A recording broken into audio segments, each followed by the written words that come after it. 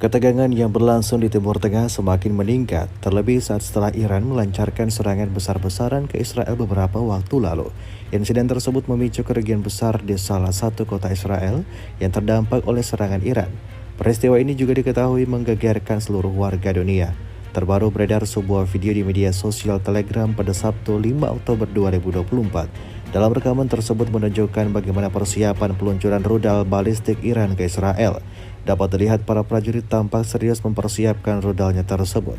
Hingga video ini beredar, beragam komentar dituliskan warganet.